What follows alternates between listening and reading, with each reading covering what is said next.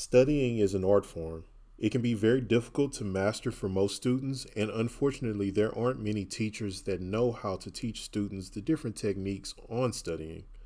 And that's where I come in. If you've clicked on this video because you're curious about different ways on how to study, then you've clicked on the right video. It doesn't matter if you're in grade school, college, or if you've decided to go back to school after taking an extended break.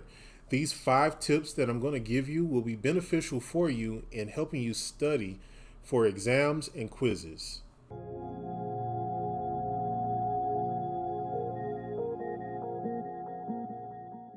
Number 1, focus on important topics. So it doesn't matter what subject you're learning, ranging from English to history all the way to math. Cut out the fluff. Make sure that you take good notes when you're in class. And if you have a reading assignment, focus on the main ideas. Don't focus on very minute details unless your teacher is the one that said that it's going to be on the exam in the first place.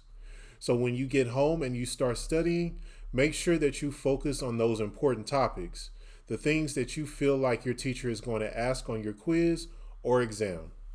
Number 2, turn off all distractions. So the biggest distraction that most people have nowadays is their phone. Anything can be accessed through their phone. Music, social media, the internet, YouTube, for instance, which are pretty much all big distractions that I've had to deal with whenever I was coming up and studying. So what you want to do is you want to make sure that you either put your phone on airplane mode or do not disturb, whatever you have to do, even if you have to turn it off.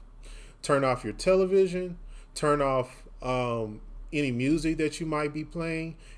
Sometimes you can study with music. I tend to study with music, but I keep it down low so that it's not that much of a distraction.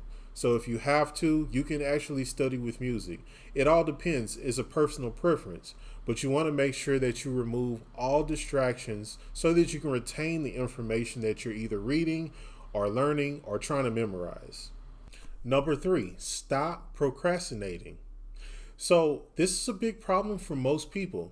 A lot of times people wait till the last minute to turn in something or to study for their exam, especially when they know that their exam is either the next day or they have a paper due or whatever the case.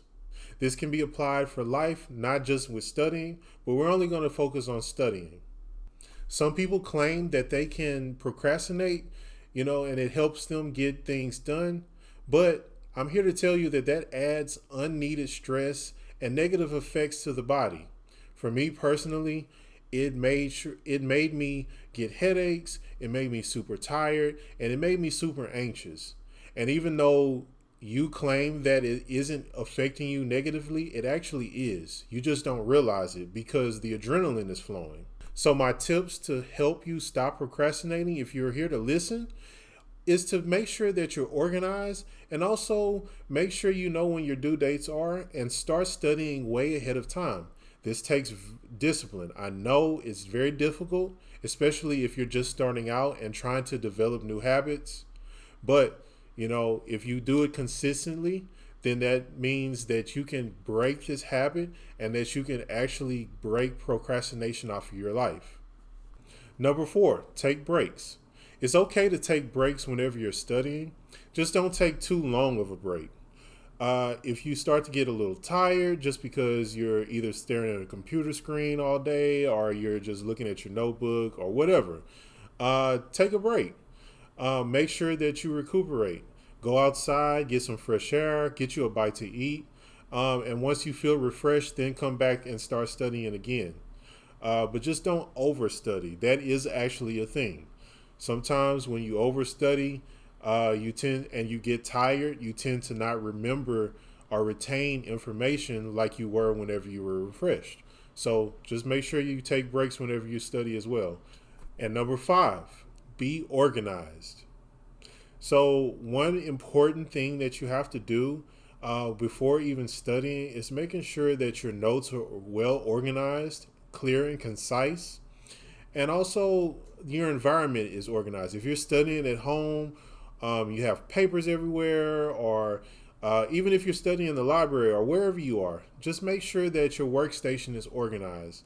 If you have organized notes and everything around you is organized, it'll be easier for you to find what you need.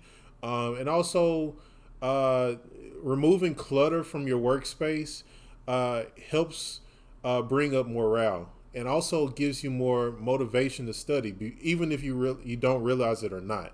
So make sure that you're organized in your notes and you're organized in your work area. This is an honorable mention, but make sure that you get sleep. Do not, I repeat, do not pull an all nighter. I know that's what they tell you. If you're in school, it doesn't matter if you're in high school, college, whatever. Do not pull an all nighter. It is not beneficial. I don't care if it's worked a few times or if you've gotten through a particular grade or whatever to do that. It will not help you in the long run, especially after you graduate and you get you a job and you have to prepare for certain things. It's almost like procrastination.